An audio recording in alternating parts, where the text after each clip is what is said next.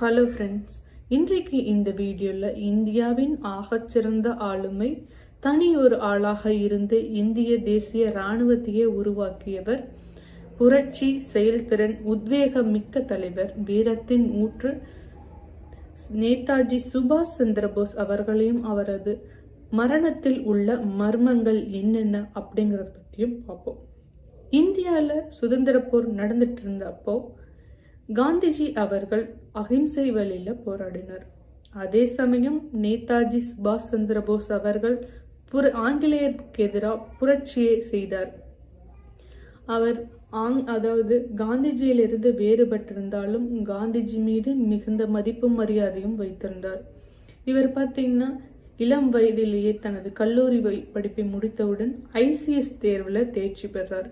ICS தேர்வு அப்படிங்கிறது இப்ப இருக்கிற மாதிரி ஒரு IAS எக்ஸாம் மாதிரி ஒரு டஃபஸ்ட் எக்ஸாம். அந்த எக்ஸாமை கிளியர் பண்ணி அந்த போஸ்டிங் போறாரு.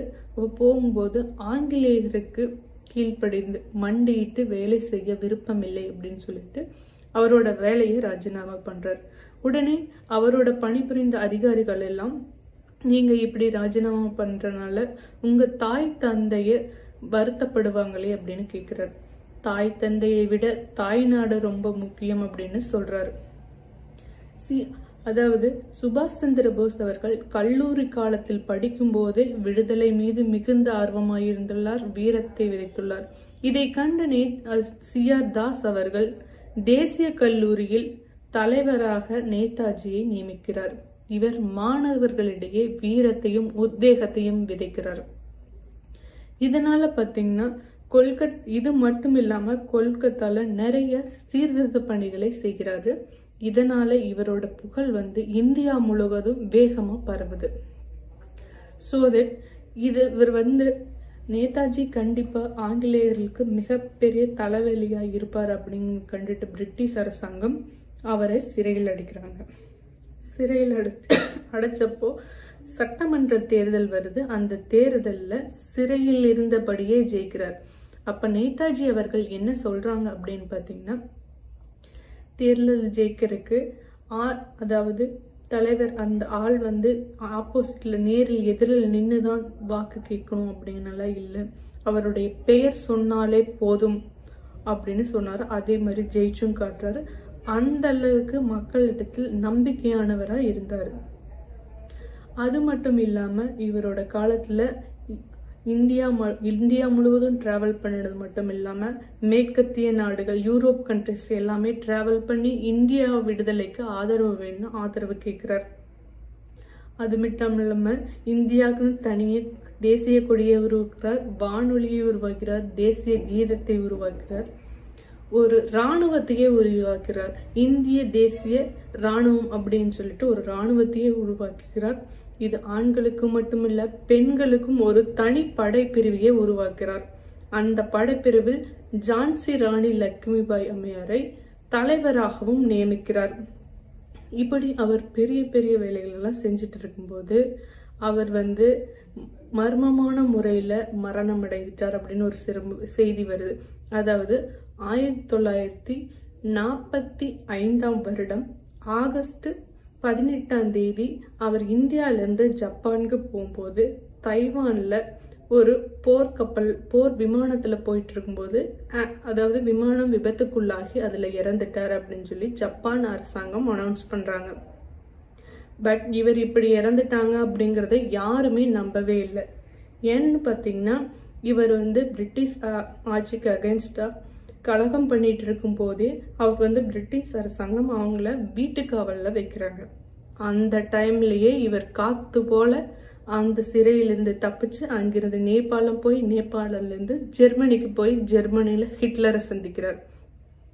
அப்படி ஒரு ஆளுமை மிக்க தலைவர் கண்டிப்பா விமான விபத்துல இறந்திருக்க வாய்ப்பில்லை அப்படின்னு சொல்றாங்க. இது மட்டும் இல்லாம இவரோட மரணத்துல இன்னொரு நிறைய மர்மங்கள் இருக்கு. இவர் இந்தியால அதாவது இந்த நிகழ்வுக்கு அப்புறமா அவர் தனிப்பட்ட முறையிலோ அல்லது இந்திய தேசிய இராணுவத்திலேயோ எதுலையும் கலந்துக்கல. அவர் பட்ட சம்பந்தப்பட்ட தகவல்கள் எதுவுமே வெளியாகல அப்படின்னு சொல்றாங்க.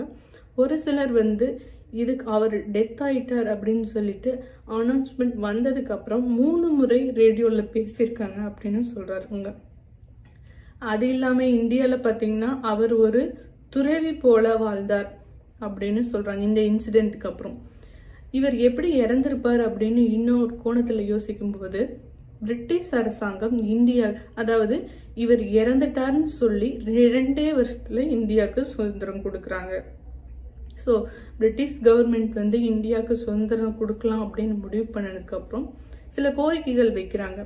அதுல சுபாஷ் சந்திர போஸை, அதாவது உலக போர்க்கைதியாக கருதி அவர்களை வந்து எங்க கிட்ட கொடுக்கணும் அப்படின்னு சொன்னதாகவும் அதுக்கு இந்திய அரசாங்கமும் ஒப்புதல் அளித்தது அப்படின்னு சொல்றாங்க.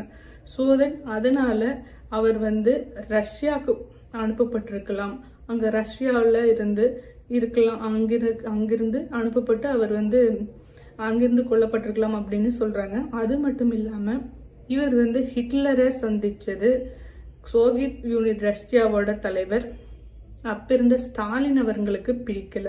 ஸோ அவரே வந்து ஒரு விமான விபத்தை வந்து செயற்கையாவே உருவாக்கி, அவங்களே இந்த இன்சிடென்ட்டை உருவாக்கி அதனால இவர் இறந்திருக்கலாம் அப்படின்னு சொல்றாங்க. இன்னும் சில பேர் என்ன சொல்றாங்கன்னா, அந்த தைவான்ல சுபாஷ் சந்திர போஸ் அவர்கள் இறந்ததா சொல்லப்படும் ஒரு நிகழ்வு மற்றும் அதனால அவரோட கிடைக்கிற அஸ்தி வந்து ஜப்பான்ல ஒரு கோயில்ல வச்சிருக்கிறதாகவும், அந்த அஸ்தி வந்து சுபாஷ் சந்திர போஸ் அவர்களுடைய அஸ்தியே கிடையாது, அது ஒரு ராணுவ வீரருடைய அஸ்தி அப்படின்னு சொல்லியிருக்காங்க. அது மட்டும் இல்லாம அந்த அஸ்தியை இந்தியாவுக்கு கொண்டு வரக்கு நிறைய முயற்சிகள் எடுத்த போதும் அது நிறைய பிரச்சனைகள் வெடிக்கும், அதனால அப்படிங்கறக்காக அந்த அஸ்தி இப்ப வரைக்கும் கொண்டு வரப்படவே இல்லை அப்படின்னு சொல்றாங்க. இது தொடர்பான டாக்குமெண்ட்ஸ் எல்லாமே, நேதாஜி சுபாஷ் சந்திர போஸ் மறைவுக்கான பத்தின டாக்குமெண்ட்ஸ் எல்லாமே யூரோப் யூனியன், அதாவது இங்கிலாந்து கிட்ட இருக்கும் அல்லது ரஷ்யா கிட்டவும் இருக்கும் அப்படின்னு ஆணித்தரமா நிறைய பேர் சொல்லிட்டு இருக்காங்க.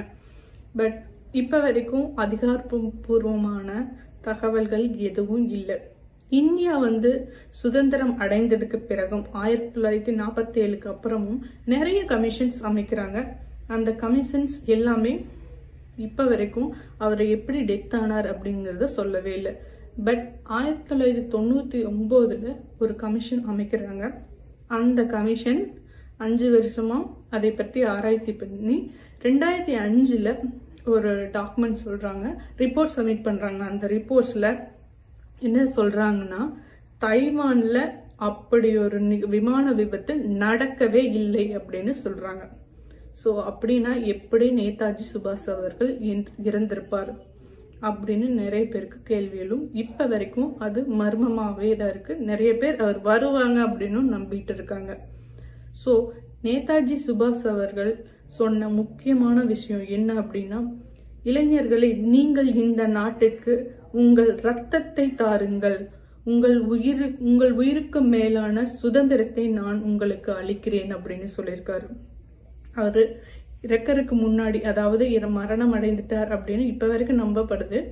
அதுக்கு முன்னாடி கடைசியா ஆற்றின உரையில அவருக்கு என்ன சொல்றாரு அப்படின்னா, நம்மளுடைய தோல்வி, அது பிரிட்டிஷ்காரங்க கிட்ட தோக்கும் போது நம்மளுடைய தோல்வி இப்போது தற்காலிகமாக இருக்கலாம், ஆனால் நாம் தோற்றுக்கொண்டே இருக்க மாட்டோம். அதாவது ஆங்கிலேயர்களுக்கு நாம் அடிமையாக இருக்க மாட்டோம். விரைவில் இந்தியா சுதந்திரம் பெறும், ஜெய்ஹிந்த் அப்படின்னு சொல்றாரு. ஜெய்ஹிந்த்ங்கிற முதல் வார்த்தையை முதல்ல உச்சரித்தவரே சுபாஷ் சந்திர போஸ் அவர்கள் தான். சுபாஷ் சந்திர போஸ் இப்போ மறைஞ்சிட்டார் அப்படின்னு சொன்னாலும் அவருடைய பெயர் ஒலிக்காத மேடைகளே இல்லை. அவருடைய பேரை சொன்னாலே ஒரு உத்வேகம், ஒரு எனர்ஜி. ஸோ இவரோட மரணத்தில் இருக்கிற மர்மங்கள் பற்றி உங்களுடைய கருத்து என்ன அப்படிங்கறதையும் கமெண்ட்ல லீவ் பண்ணுங்க.